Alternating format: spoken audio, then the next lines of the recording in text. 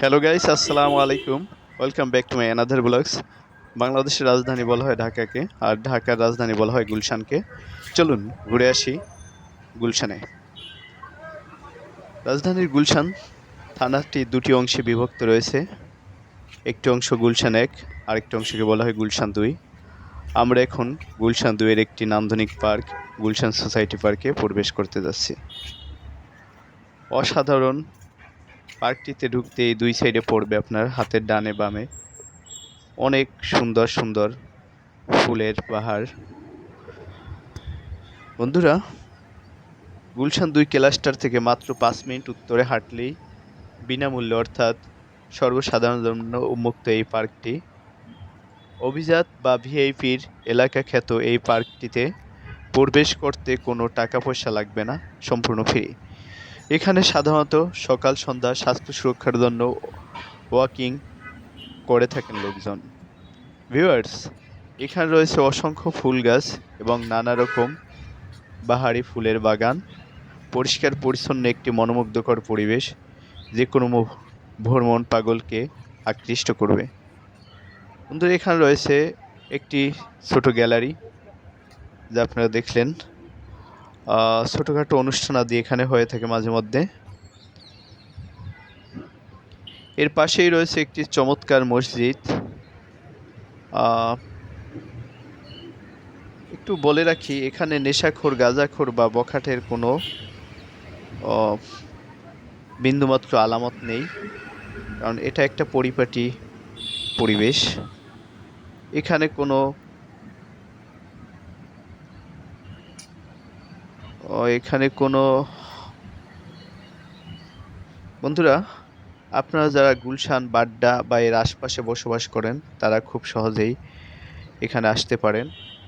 মূলত স্বচ্ছ একটি লেকের দুই পাশ ঘিরেই এই পার্কটির অবস্থান।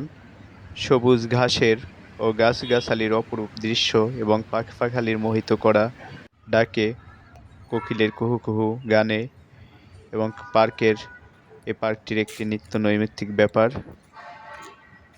দেখেন কত সুন্দর ফুলের একটি বাগান। আগে বলেছিলাম যে এখানে অনেক সুন্দর সুন্দর ফুলের বাগান রয়েছে, ছোট ছোট অনেকগুলো বাগান রয়েছে। এখানকার পানি স্বচ্ছ, পানিও সবুজ, ঘাস সবুজ, বৃক্ষরাজিও সবুজ। এক কথায় সবুজের একটা অসাধারণ সমারোহ।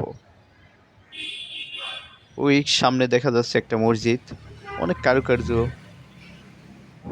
মসজিদের, খুব সুন্দর। আপুরা এখানে পার্কে হাঁটতেছেন। শারীরিক এক্সারসাইজ করাই মূলত বেশিরভাগ লোকজন এখানে করে থাকেন। এখানের পরিবেশ অনেক পরিষ্কার, এক কথায় নিট অ্যান্ড ক্লিন। আপনারা পরিবার পরিজন নিয়ে এখানে ঘুরতে আসতে পারেন, কোমলমতি বাচ্চাদের নিয়ে।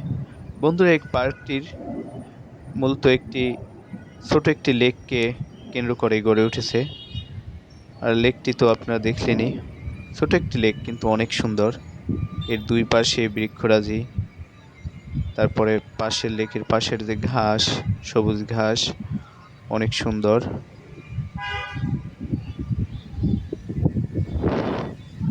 আসলে উপভোগ করার মতন এক কথায়। এখানে আসলে যতক্ষণ থাকবেন ততক্ষণ ভালোই লাগবে। আসলে বিরক্ত লাগার কিছুই না, ভালো একটা সময় আসছি।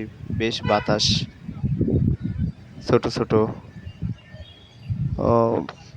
গাছগুলো, ছোট বড় গাছগুলো সবই কম বেশি বাতাসে ডাল পালা পাতা সবই নড়াচড়া করতেছে, খুব সুন্দর লাগে।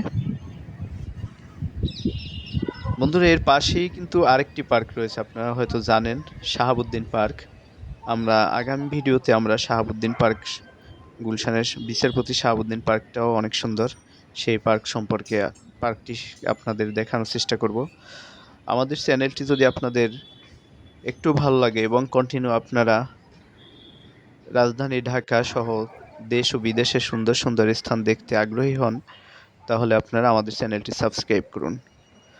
বন্ধুরা, এখানে রয়েছে একটি প্লেগ্রাউন্ড তথা ছোট একটি খেলার মাঠ। অনেক ছেলেরা এখানে খেলাধুলা করে।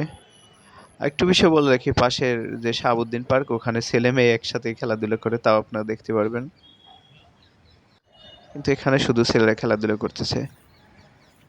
পাশে সুন্দর সুন্দর বট গাছ, এই দুটি বট বৃক্ষ আমরা দেখতে পাচ্ছি। তো কেউ আপু হয়তো মোবাইল চালাচ্ছেন এবং হাঁটতেছেন। এক ভাইয়া দৌড়াচ্ছিল দেখলাম। এখানে ফুলের টব রয়েছে।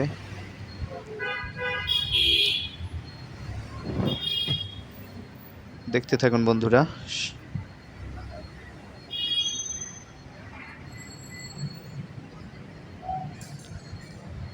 বাড্ডা থেকে 40 টাকা খরচ হয়। আমি বাড্ডা থেকে গিয়েছি, আমার 40 টাকা গাড়ি ভাড়া লাগছে এখানে যেতে। 10 টাকা আমি গুলশান একে গিয়েছি, আর ওখান থেকে সরি আমার 35 টাকা লেগেছে। আর 25 টাকা ওখান থেকে ঢাকা চাকা বা গুলশান চাকা বাসে গুলশান 2-এ যাওয়া যায়। আর সেখান থেকে গুলশান 2 গোল চত্বর থেকে বা ক্লাস্টার থেকে মাত্র 5 মিনিটের উত্তরে হাঁটলে আপনারা এই পার্কটি দেখতে পারবেন। এই লেকের দুই পাশেই বন্ধুরা, এখানে আরেকটি ছোট জলাশয়ের পাশেই অনেক সুন্দর সুন্দর ফুল গাছ আমরা দেখতে পাচ্ছি।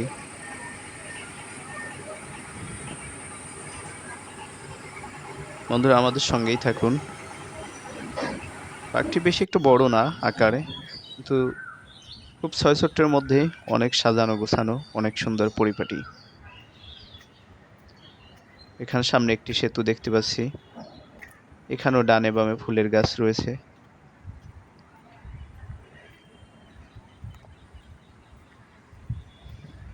বন্ধুরা, আগামীতে আমরা রমজান ঈদে ইনশাল্লাহ কাশ্মীর যাচ্ছি। আর সেখানে আমরা কাশ্মীর এবং হিমাচলের ভিডিও আপনাদের দেখানোর চেষ্টা করব, যে কিভাবে স্বল্প খরচে কাশ্মীর এবং হিমাচল পৌঁছানো যায়, কোথায় আমরা খাবো, খাবারে কেমন খরচ হবে, কোথায় আমরা থাকবো, থাকতে কীরকম খরচ হবে, কোথায় কোথায় আমরা ঘুরবো, ঘুরতে কীরকম খরচ, যাবতীয় আমরা সেই ভিডিওতে তুলে ধরবো। আমাদের চ্যানেলটি যদি আপনাদের ভালো লাগে, আপনার কন্টিনিউ দেশ ও বিদেশের সুন্দর সুন্দর জায়গা দেখতে ইচ্ছা পোষণ করেন, তাহলে আমাদের চ্যানেলটি অবশ্যই সাবস্ক্রাইব করবেন।